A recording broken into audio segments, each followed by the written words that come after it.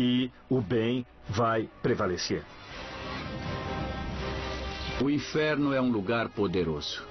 Ainda tem atenção em nossa cultura, em nossas crenças, e continuará existindo por muitas outras gerações.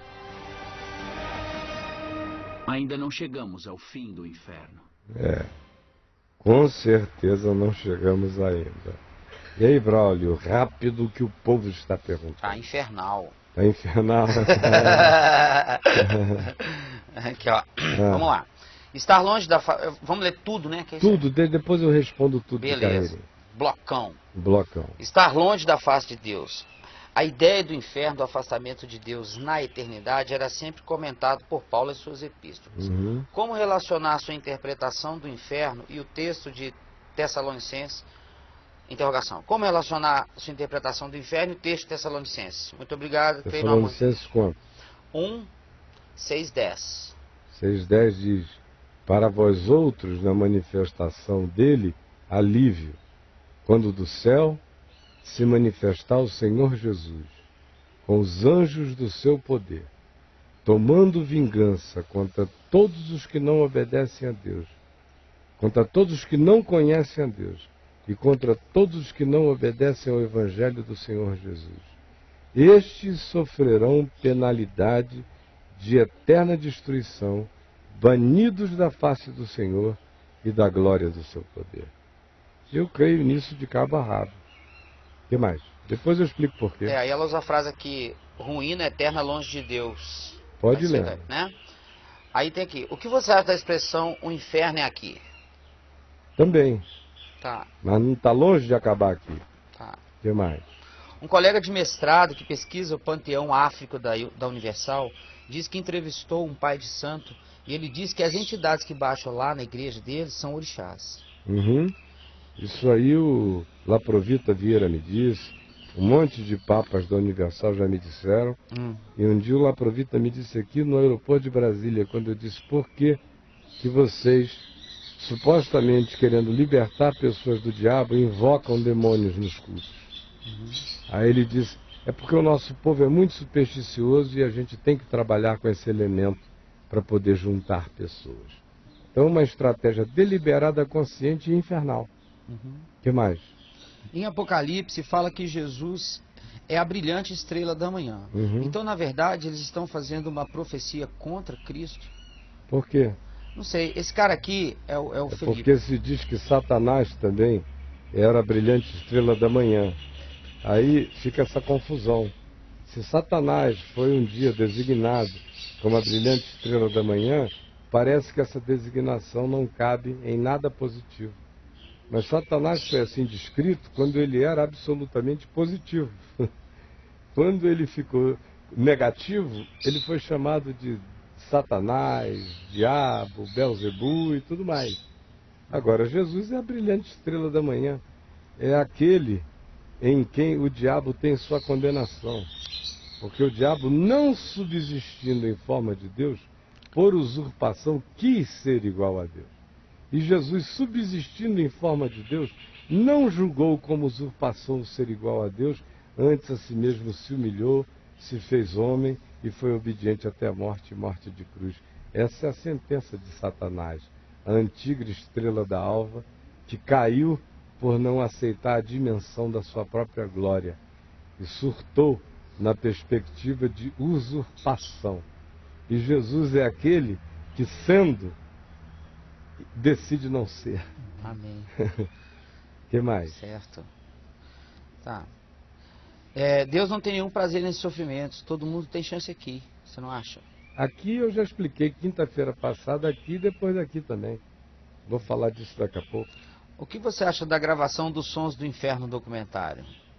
No rádio. Acho brincadeira. Acho brincadeira e o povo adora esse tipo de coisa. O diabo faz a festa quando tem alguém gravando, meu irmão. Ofereça um microfone, o diabo é igual pastor, não pode ver um microfone que fala. Cai pra dentro. Posso mais? Pode. Hoje creio que o inferno é uma outra dimensão, sem ser necessariamente um lugar físico, um estado espiritual. Certo. Será que estou pensando certo? Não, tá certo. Pode ir adiante. Pode ir adiante. Aí tem um inferno mais assim, na linha dos crentes saindo do documentário. Oi, Caio, meus medos me assombram, tal como essas imagens do inferno. Como me livrar disso? Tenho medo que meu filho doeça, meu marido, minha mãe. Socorro, Caio. Coitado. Aí essa é uma pessoa que carrega o inferno como medo, como paranoia, como suspeição de que o mal vai visitá-la com dor. Então o problema dela não é inferno, é uma mente insegura, sem fé, paranoica, com todo esse artefato de medo, esses artefatos do medo que a religião produz na cabeça dos crentes, né? É isso aí. Você viu aquele pastor pregando sobre o inferno e o povo todo dizendo aleluia, aleluia. Todo mundo aqui merece ir para lá, amém, aleluia. Agora tem um monte de gente queimando no inferno, aleluia, graças a Deus, louvado seja Deus. Isso é coisa de crente. O cara dá aleluia porque tem gente no inferno. Não, e tem uma o diabo diz, esses são os meus aliados. E aí? Aí vou dar você deu uma raquetada, aí a bola vai andar forte agora, cara. Eu queria entender porque os crentes falam muito mais do diabo e do inferno do que de Deus. A minha mãe, praticamente, não fica um dia sem condenar alguém ao inferno. Eu já pedi milhares de vezes para ela parar com isso. Eu expliquei os motivos para ela, mas ela nunca me deu ouvidos. Eu até parei de falar disso com ela, sabe, Caio? Eu tenho medo que ela me condene também. Né? Agora, sabe por quê? Porque... A mãe do cara. É porque esses crentes, em geral, são igual aquele pastor. Dá para dar uma ajeitadinha nesse preview aqui, Leozinho, que ele está todo borrado, deve ser um negócio aí falhando. Mas sabe por que eles ficam assim? É porque eles não servem a Deus por amor. Eles servem a Deus por medo. E como eles obedecem a Deus por medo, o que acontece é o seguinte, eles ficam com raiva de todo mundo que com medo ou sem medo vive a vida que quer viver. Então eles têm que condenar o inferno como vingança quem não adotou a espiritualidade do medo para se comportar. Aí eles ficam com ódio desses indivíduos que não fazem a supressão do que o crente considera um mal que projeta alguém no inferno, contra o crente que por medo do inferno não mata o novilho cevado, não entra na festa do Pai, não celebra coisa alguma, vive enclausurado e com ódio de todo mundo que viva diferente. Aí é uma reação de inveja do pecador. Esse mandar gente para o inferno toda hora é crente com inveja do pecado dos outros. É que fica mandando os outros para o inferno o tempo todo. Eles morrem de tesão no pecado do cara que está indo para o inferno. É vingança invejosa. O que você está dizendo? Não, é por causa disso que no comecinho que você estava falando lá na introdução, no devocional, tem muito a ver, eu estava viajando naquela hora, tem muito a ver com o que a igreja evangélica prega, né? De você sempre ter que pagar um preço. Tem que pagar um preço, porque senão você não é redimido nunca. Você quer casar? Não, você tem que pagar um preço. Você quer os dons do Espírito? Tem que pagar um preço. Sempre você vai ter que correr atrás. Eles nunca aceitam que nós somos realmente redimidos. E o medo do inferno é o purgatório dos crentes em vida. A Igreja Católica tem um purgatório para purgar os caras remediáveis depois da morte. A Igreja Católica não tem uma teologia do purgatório, mas o purgatório, a Igreja Evangélica não tem uma teologia do purgatório, mas o purgatório evangélico é esse medo do inferno, que faz as pessoas viverem não para Deus, mas viverem tentando não ir para o inferno a vida inteira, o que gera um inferno existencial sem tamanho no coração. O que mais, Val? Por que a igreja física se torna um inferno quando pecamos? Né? Porque tem um monte de gente que servindo a Deus pela razão que eu disse, que não é por amor, não é por misericórdia, não é por graça. É a parábola do credor incompassível em cumprimento. O cara acha que recebeu o perdão de Deus, não se apropria do perdão de Deus e continua raivoso contra o mundo. É ler lá Mateus 18, parábola do credor incompassível, a gente vai entender isso, eu vou falar dela daqui a 5 minutos quando você acabar essa lista aí. Tá. O que mais? O medo do inferno afasta as pessoas da graça de Deus, Caio? Claro. Nunca vi ninguém se aproximar da graça de Deus por causa de medo do inferno. O que eu vejo é gente, por causa do medo do inferno, ficar recorrendo à graça de Deus como antídoto mas não como paixão, amor e entrega. A graça de Deus não é a motivação, é a defesa contra o inferno. Não é a alegria da vida do Salmo que diz: a tua graça é melhor do que a vida. Esses caras dizem: a tua graça é a alternativa ao inferno. Mas não é prazer, não é constrangimento do amor de Deus no coração. Por isso o inferno nunca sai da alma dessas pessoas, enquanto elas se dizem salvas e mandam outros para o inferno. O que mais? É possível crer em Deus sem acreditar no inferno? Não. Eu acho que quem crê na revelação do Novo Testamento sabe que existe céu e inferno, mas sabe que a motivação do Novo Testamento para a gente andar com Deus não é o bônus celestial, nem são as penalidades infernais. Só vale, tudo só vale, meu querido, se for por amor. Se for ambição de celestialidade, não te põe no céu. E o medo do inferno não te tira dele. O que te tira do inferno é a confiança de que está pago, consumado, feito, e o inferno morreu em Cristo Jesus para quem crê. O que mais? É correto termos consciência da graça pelo medo? Não, às vezes acontece de se ter consciência da graça pelo medo. Mas se a graça não se mantém em nós pelo medo, ela só se mantém em nós pelo amor grato ao que Jesus fez por nós. O que mais? O que significa, aspas, cada um será salgado com fogo, que está em Marcos 9:49? Ali ele não está falando exatamente do inferno. O que ele está falando ali é da purificação pelas tribulações dessa vida. É o batismo de fogo que Jesus disse, da tribulação. Agora, eu falei quinta-feira passada do pessoal da loteria que fica apostando em ser salvo pelo fogo. Lembra da explicação longa de quinta-feira passada? Então eu vou deixar o pessoal ir a on demand e só se atualizar. Mas vamos em frente que eu tenho que dizer. A última agora, senão não tenho mais 10 minutos para falar. Aqueles que não declararem Jesus como seu Senhor e Salvador estão condenados ao inferno ou separados de Deus? Só se for crente. Crente sim. Crente que fica confessando Jesus com a boca e negando Jesus com a vida, está se colocando em lugar de risco. Agora, como eu expliquei quinta-feira passada, o gentio que não tem lei, Romanos 12, que não sabe da informação nenhuma, será julgado de acordo com a lei da sua própria consciência. E Paulo diz que será uma grande surpresa. Romanos 2,16, quando os segredos dos corações dos homens forem abertos, naquele dia, em Cristo Jesus. E Jesus advertiu isso o tempo todo, dizendo: olha, cuidado, vocês que se dizem filhos do reino, vão ficar de fora. Enquanto um monte de gente que não sabia de nada, virá do norte, do sul, do leste, do oeste, se sentará à mesa com Abraão, Isaque e Jacó. E vocês que viveram da presunção de pedigree de salvação, ficarão de fora, onde a porta não se abrirá, onde haverá choro e ranger de dentes. O que mais? Bom, deixa eu falar agora. Fala então. agora. Número 1. Essa noção de inferno é uma noção que não nasceu pronta na Bíblia. Você no Velho Testamento não tem alusões a um inferno de punições no Velho Testamento. O Seol, que você vê mencionado no hebraico, portanto no Velho Testamento, era sinônimo de sepultura, de morte. O Velho Testamento nos ensina que somente os homens justos e bons, e que caminharam em nobreza e fugindo da iniquidade, são os que se reúnem aos seus pais após a morte. Os que vivem sem piedade são aqueles que, ao morrerem, isso eu estou falando do Velho Testamento, são mergulhados na terra onde não há consciência, como diz Eclesiastes, nem memória, nem lembrança, nem coisa alguma.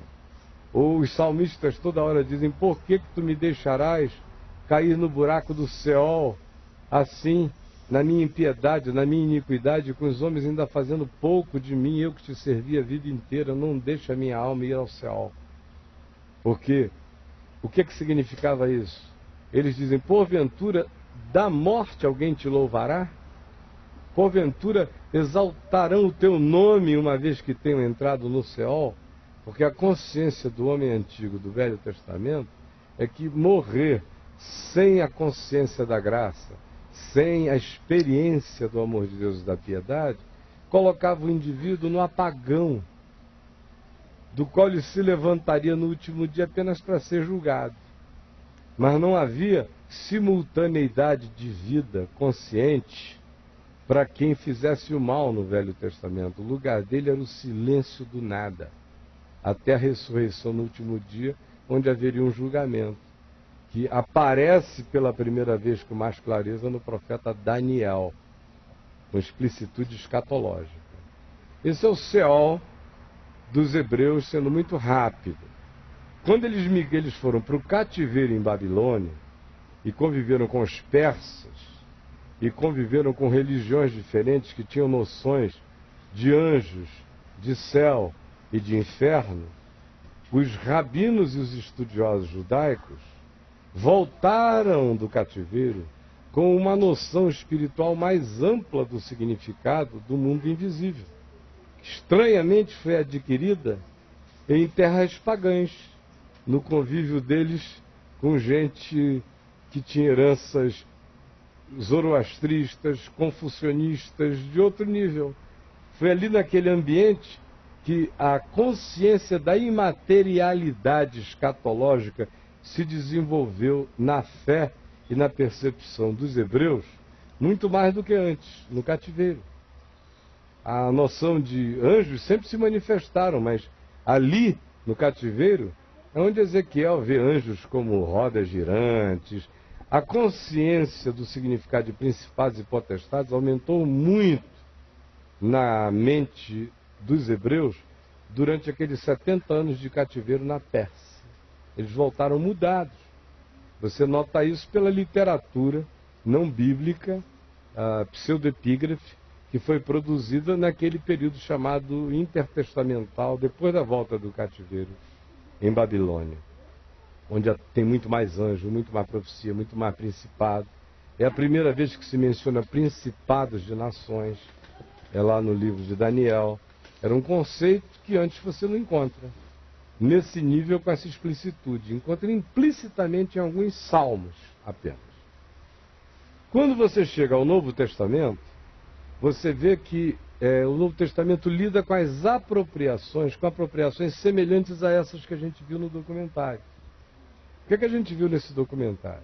A gente viu que os abismos geográficos, topográficos, ou os fenômenos como vulcão e coisas semelhantes, ou grutas profundíssimas, gerou na mente dos povos a crença do inferno como lugar de punição.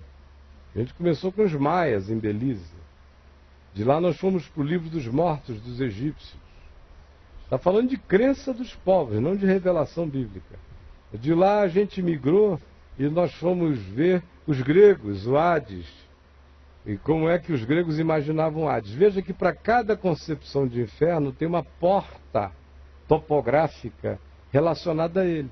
E veja como os exploradores, entrando por essas portas, eles encontram dentro das grutas exatamente os mesmos ambientes que correspondiam à cosmologia infernal de maias, de astecas, de egípcios e de gregos, por exemplo, porque a sala dos espinhos, a sala dos leopardos, a sala das facas, tudo isso estava lá dentro, em estalactites, estalacnites, buracos, fogo.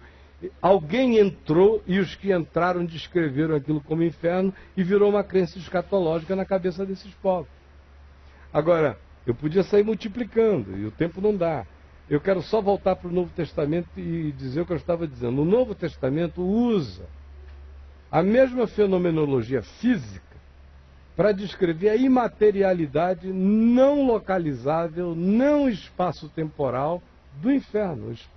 O inferno neotestamentário é dimensional, não é local. Não é local, é dimensional. Então, mas o Novo Testamento usa. Usa por quê? Porque o homem, o ser humano, em qualquer geração, precisou de analogias, de metáforas, de arquetipias, para poder internalizar conceitos. Do contrário, ele não internalizaria conceitos. Então vamos pegar Jesus e ver o que Jesus diz do inferno. Olha só, tinha uma lixeira em Jerusalém, num lugar chamado Vale de Inom. que hoje é um dos lugares mais bonitos de Jerusalém. Mas no passado era lixeira. Por que virou lixeira? Porque muitos reis de Israel mataram seus filhos naquele lugar, oferecendo seus filhos em sacrifício a Moloque, Astarote e outros deuses pagãos, Belzebu, Baal, tudo que é divindade perversa.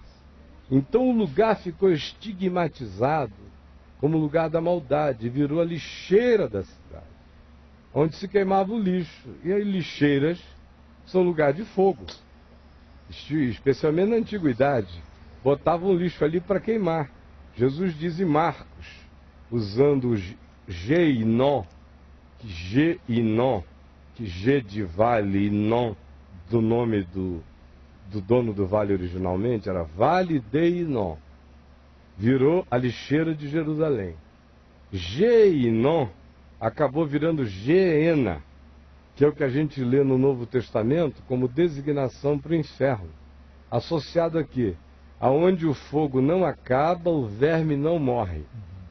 Ele está usando uma linguagem que qualquer um em Jerusalém ou em Israel entenderia o que ele queria dizer a respeito daquilo. Por outro lado, você vê Jesus definindo outras categorias de inferno.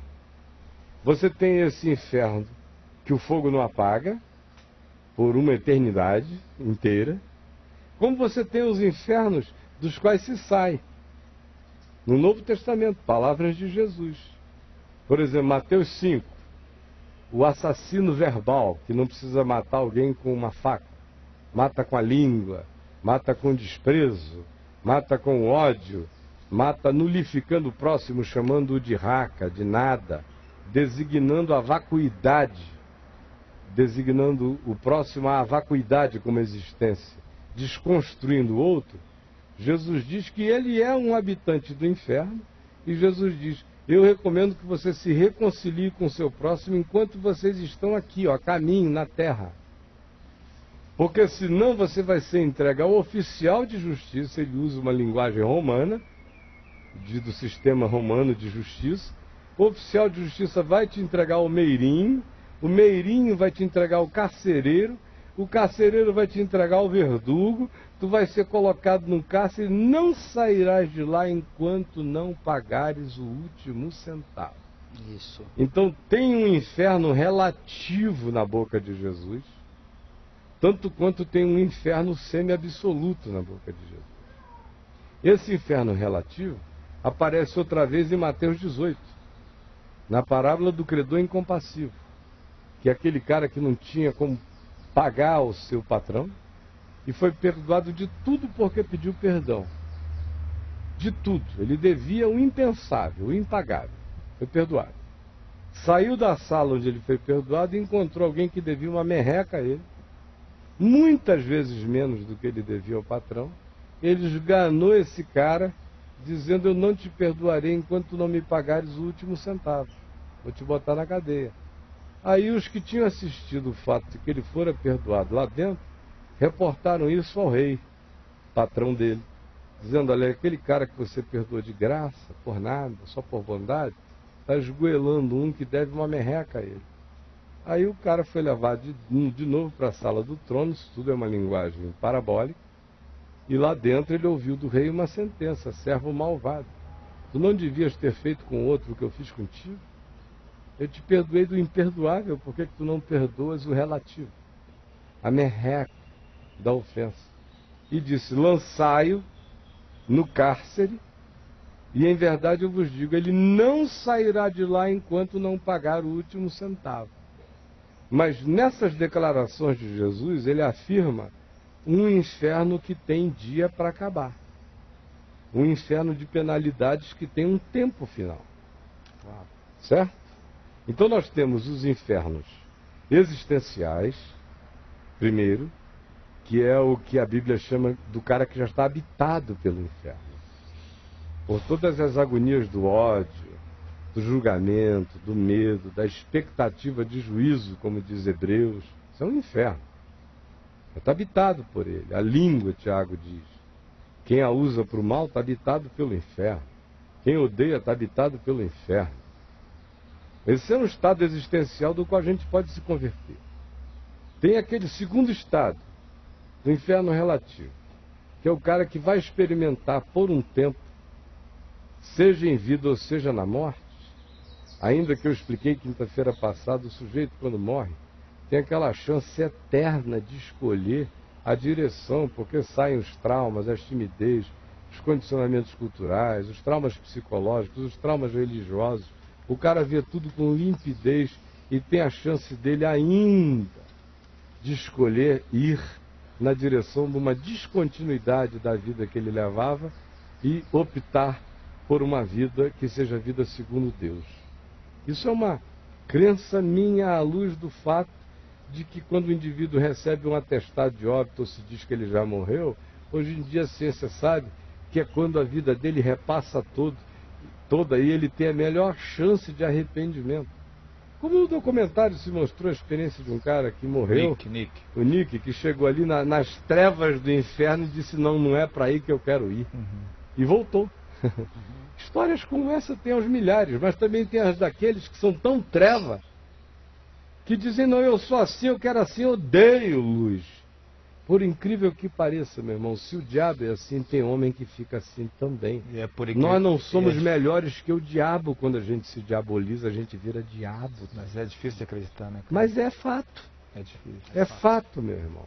Aí tem uma outra dimensão acerca da qual se fala, que é esse inferno que Jesus visitou, de acordo com Pedro. Não de acordo com o credo cristão, que diz ele desceu ao Hades. Pedro é explícito e diz ele desceu ao Tártaros. Óbvio que Pedro está incorporando uma linguagem da cultura grega, onde Hades era a designação geral para o mundo dos mortos, dividido em Elísios, onde ficavam os bons, e Tártaros, onde ia o pessoal para receber as punições. Pedro não tem pudor de usar a linguagem cultural grega, da escatologia grega, para ilustrar o que Jesus fez com uma linguagem única que aquela cultura poderia entender. Talvez se ele estivesse pregando aos astecas, em Belize, ele dissesse que Jesus entrou na gruta do leopardo, das facas, dos espinhos, e foi no pior lugar e gritou lá dentro a libertação daqueles que tinham sido desobedientes.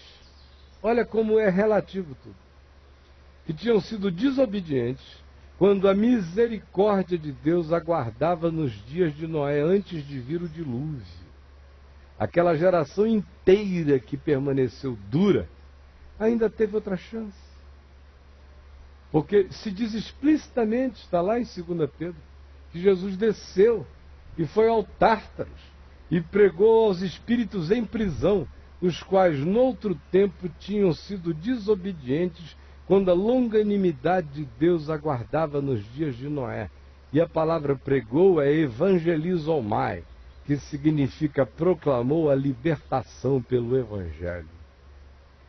Agora, por isso Paulo diz em Efésios 4, que quando ele subiu às alturas, ele levou o cativo cativeiro e concedeu dons aos homens.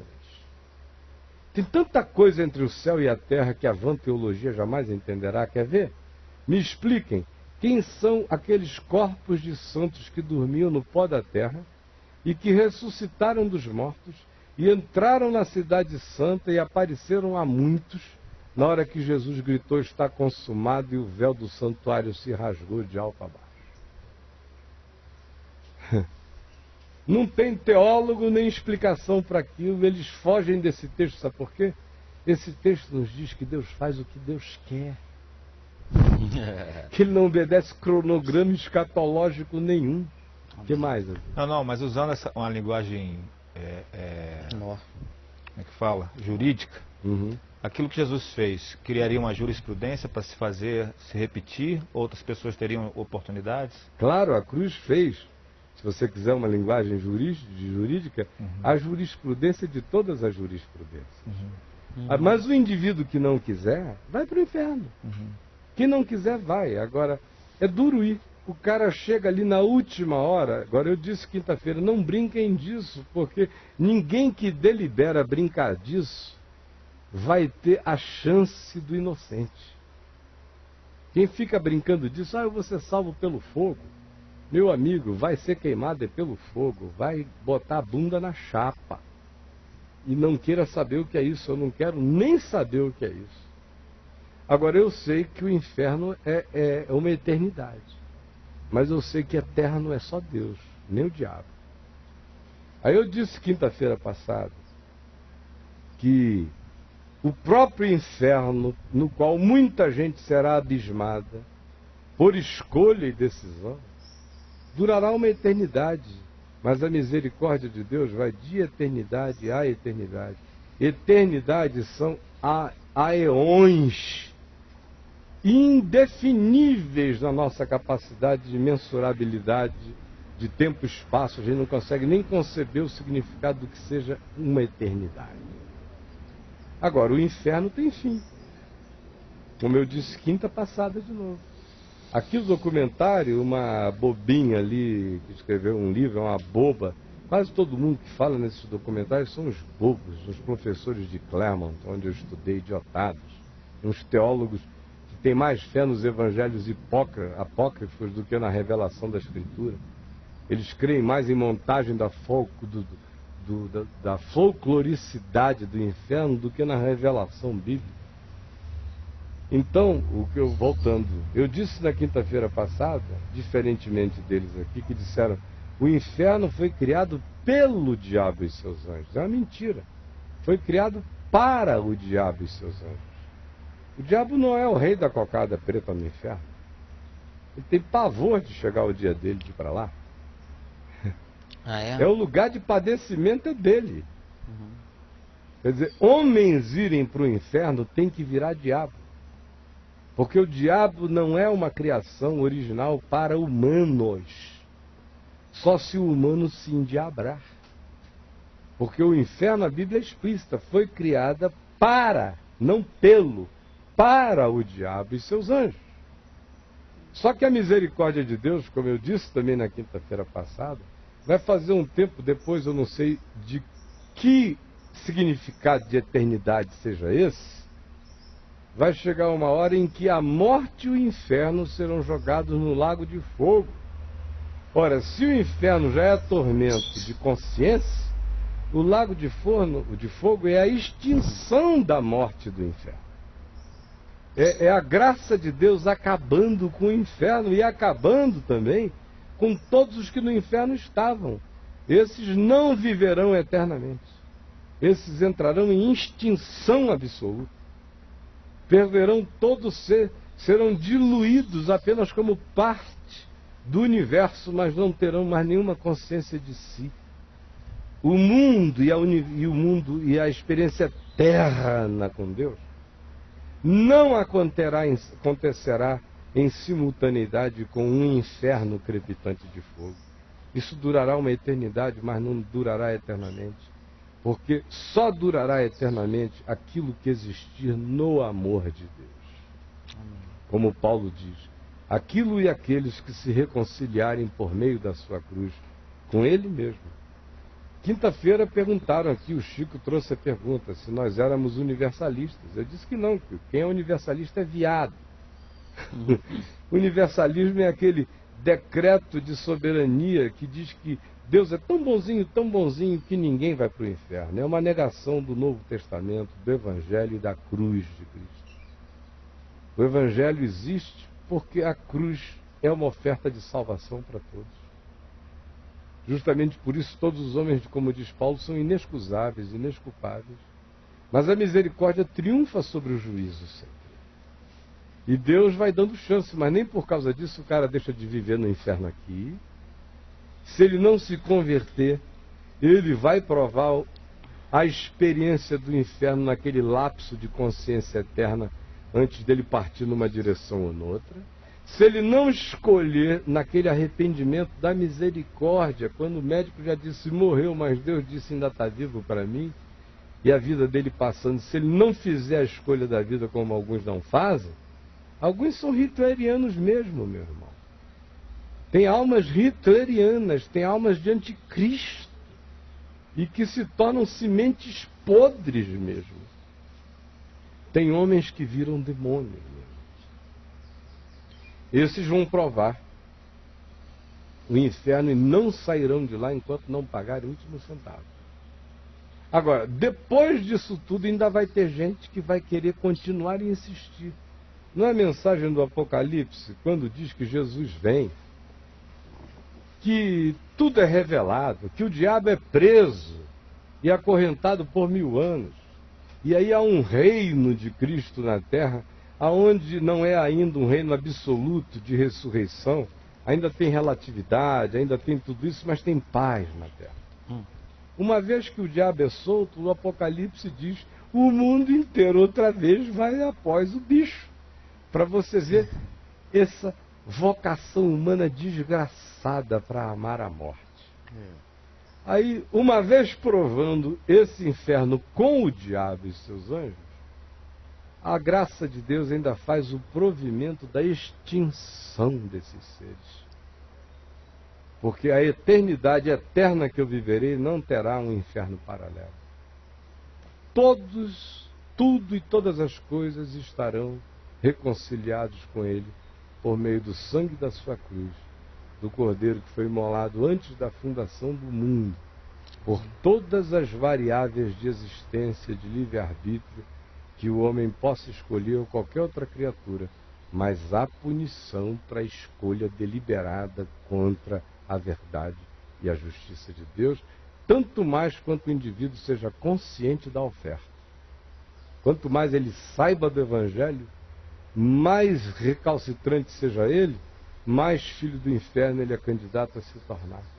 Quanto mais alienado de tudo ele seja, menos julgado ele será, porque cada um de nós é julgado pela luz que recebeu e não pela luz que não recebeu.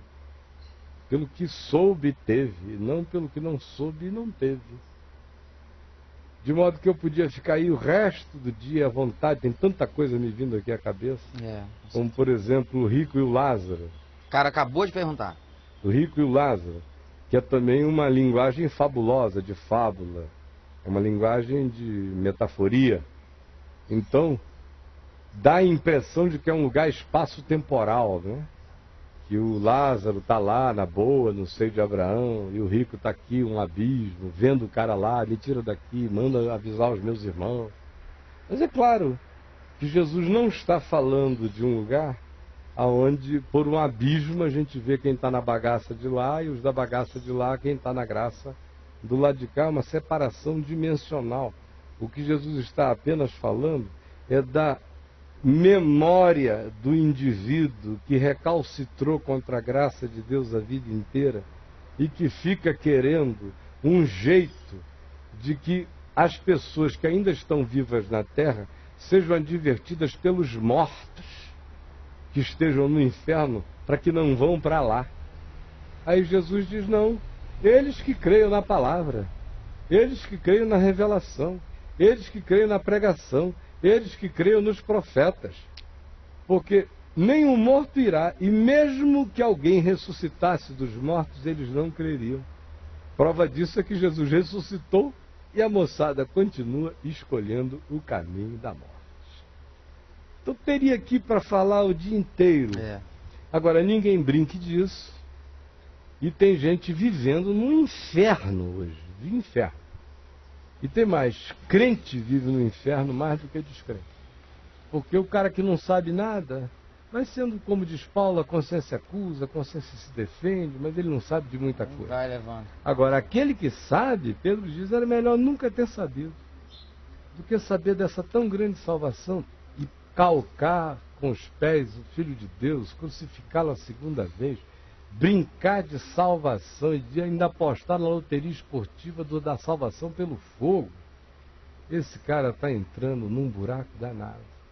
E tem muita gente nos vendo ali que ficou tão cínica, tão doída, que apenas diz, como eu estou na igreja, eu não estou no inferno, mas não verificam, que não tem um minuto de paz, que vivem em desassossego, que o coração é uma turbulência só, que a alma nunca se pacifica, porque o inferno nunca foi tirado de dentro do coração delas pela conversão genuína, que já não quer saber nem de céu nem de inferno, só quer saber do amor de Deus, que está em Cristo Jesus.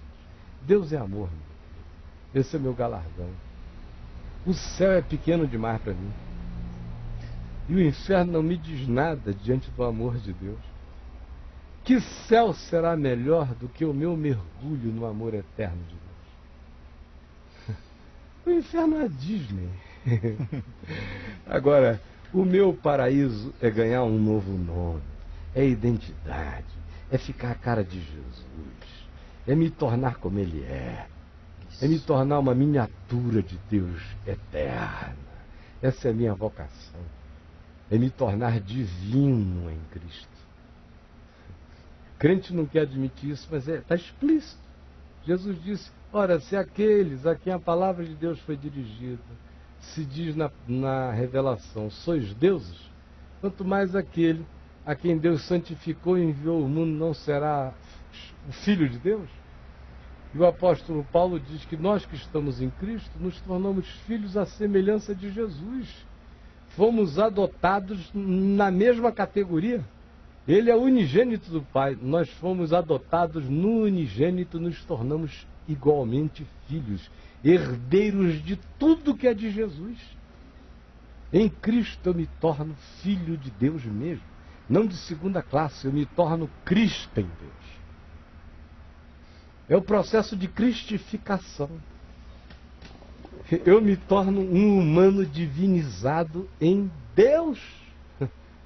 Não é doutrina mórmon, que o cara se torna Deus de deuses. Não, eu me torno divino em Deus. Eu continuo uma criatura cristificada, divinizada e herdeiro de tudo o que de Jesus é direito e passa a ser. Por isso eu sirvo a Deus. Por pura sedução, fascinação, amor, alegria, o inferno, mano. Nem quando eu andava doido por aí, o inferno nunca me disse nada. Eu nunca quis nada com o diabo, mas não era por causa do inferno.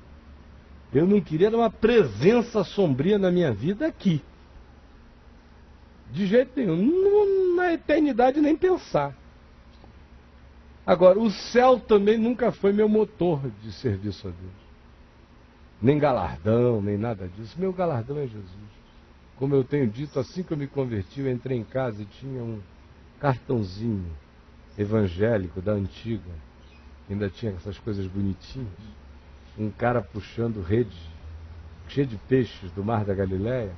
E uma frase que dizia, para aqueles que trabalham para Deus, basta-lhes a recompensa de um dia o haverem conhecido. Aí eu falei, disse tudo que eu sei. Porque não é um inferno, não é um céu. Se me disserem, olha, você vai para o céu, mas lá não tem Jesus, eu digo, então fica com teu céu. Eu não quero o céu sem Jesus. Meu céu é Jesus. Meu céu é o Pai que está nos céus. Meu céu é um mergulho no amor de Deus. Meu céu não é um lugar de bônus. Não é um condomínio celestial, 10 estrelas, para fazer inveja a querubim da guarda caída.